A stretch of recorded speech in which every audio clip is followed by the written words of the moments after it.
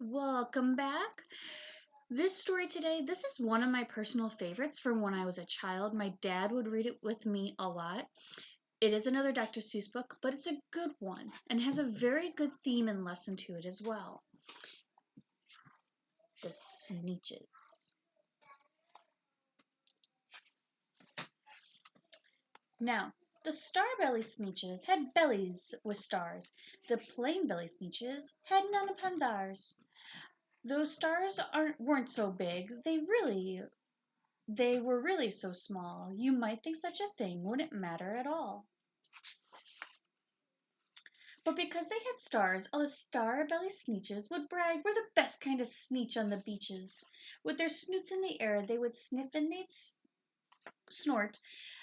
Will have nothing to do with the plain-belly sort. And whenever they met some when they were out walking, they'd hike right past them without even talking. When the star-belly children went out to play ball, could a plain belly get in the game? Not at all. You only could play if your bellies had stars, and the plain-bellied children had none upon theirs. When the star-bellied Sneetches had frankfurter roasts, or picnics, or parties, or marshmallow toasts, they never invited the plain-bellied Sneetches. They left them out cold in the dark of the beaches. They kept them away, never let them come near, and that's how they treated them year after year. Then one day, it seems, while the plain-bellied Sneetches were moping and doping along on the beaches, just sitting there wishing their bellies had stars, a stranger zipped up in the strangest of cars. "My friends," he announced in a voice clear and keen, "my name is Sylvester McMonkey McBean, and I've heard you're of your troubles, I've heard you're unhappy, but I can fix that up, I'm the fix-it-up chappie. I've come here to help you, I have what you need, and my prices are low, and I work at great speed. And my work is 100% guaranteed." Then quickly Sylvester McMonkey McBean put together a very peculiar machine. And he said, "You want stars like a star-belly Sneetch? My friends, you can have them for $3 each. Just pay me your money and hop right aboard." So they clambered inside. Then the big machine roared, and it clunked and it bonked and it jerked and it burked, and it bopped them about, but the thing really worked. When the plain-belly Sneetches popped out, they had stars. They really did. They had stars upon theirs.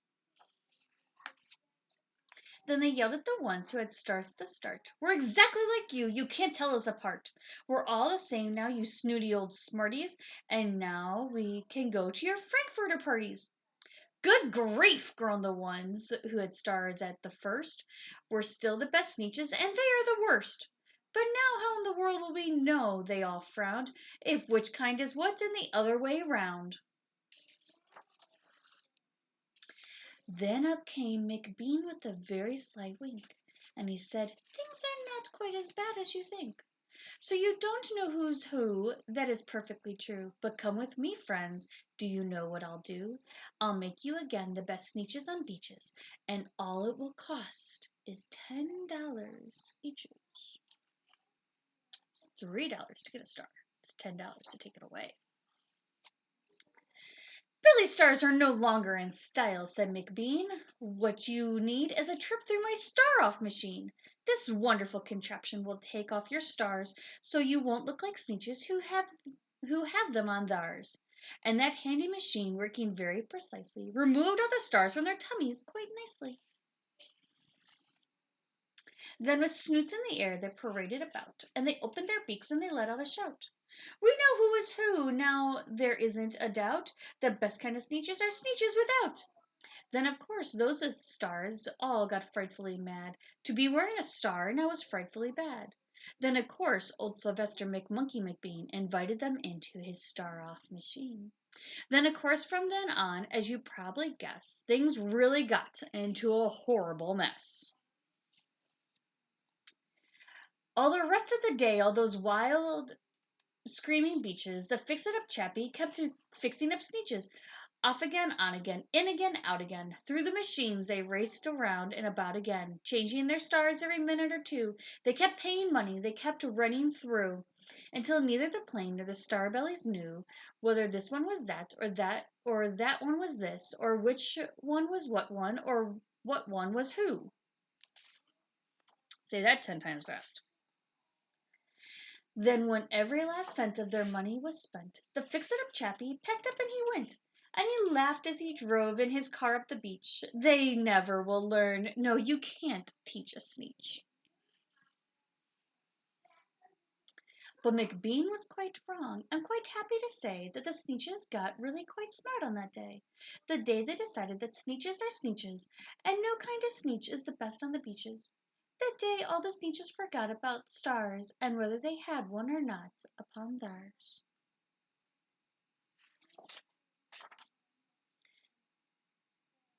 So again, the lesson, it doesn't matter what we look like because we are all different and unique. Treat everybody the way you would want to be treated. Until next time, see you again.